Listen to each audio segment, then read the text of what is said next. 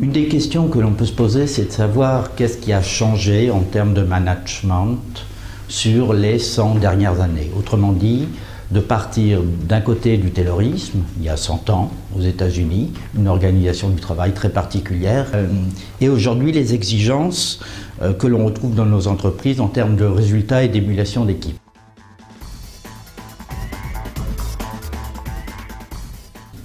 Alors, si on veut faire une différence très nette en jouant sur avant-après, ce qui est peut-être un peu réducteur mais qui peut nous aider, on va tout d'abord regarder quoi? L'autorité de grade. Management, Taylor, le manager est quelqu'un qui représente l'autorité de l'entreprise. Aujourd'hui, cette autorité va se transformer en autorité personnelle, c'est-à-dire une complicité avec son équipe. Une reconnaissance par à la fois ses compétences professionnelles, ses valeurs managériales et sa dynamique et son dynamisme dans l'action. Le deuxième point, si on garde nos 100 ans d'intervalle, va être la surveillance.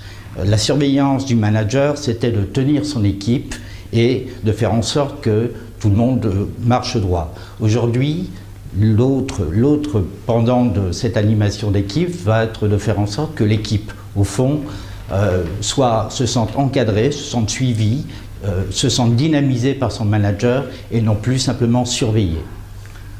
La troisième dimension va toucher à l'organisation. L'organisation tayloriste, on la connaît bien, c'est la division scientifique du travail, but du jeu, pas de communication avec les autres postes et des process absolument rigides.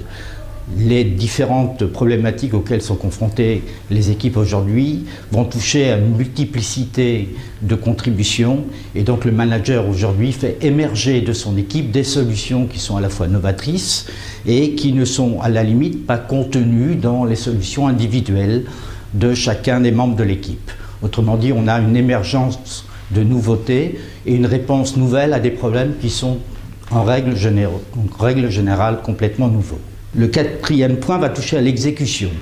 Nous savons que dans les théories Taylor, l'exécution se faisait à partir d'un processus, à partir de consignes strictes, et aujourd'hui, les différents niveaux auxquels sont confrontés nos collaborateurs font qu'il n'y a pas de solution toute faite, il n'y a pas de solution prédéterminée, et là, l'innovation va se porter sur l'imagination. On va plus parler de mission globale, de résultats, que de process à exécuter et de consignes strictes. Cinquième dimension, le pilotage individuel. Il y a 100 ans, chacun était piloté pour lui-même, à titre individuel, avec ses résultats, avec ses évaluations. Aujourd'hui, nous savons que les résultats sont l'émergence d'une équipe et le pilotage du groupe entier doit être aussi important. Il s'agit ici donc d'une animation de groupe qui est autre chose que le suivi individuel de chaque collaborateur.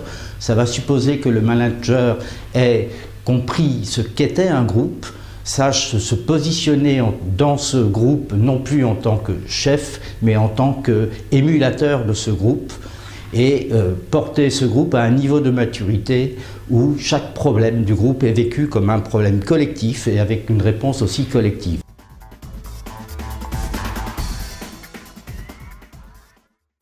En conclusion, ce qui a changé pour un manager aujourd'hui, c'est pratiquement tout. Tout dans la mesure où on passe d'un schéma rigide de pilotage individuel, de pilotage par une surveillance, un pilotage par l'organisation, l'exécution des consignes et une autorité forte, à un champ de complicité par rapport à l'autorité, à une animation, un suivi, à l'émergence d'un certain niveau d'organisation qui peut être différent de ce qui était avant. D'autres points aussi qui passent par l'imagination, la qualité de l'imagination à la fois de ses collaborateurs et de l'équipe, et bien sûr une priorisation sur le groupe, sur sa dynamique de créativité et sur la qualité des résultats collectifs que son équipe peut générer.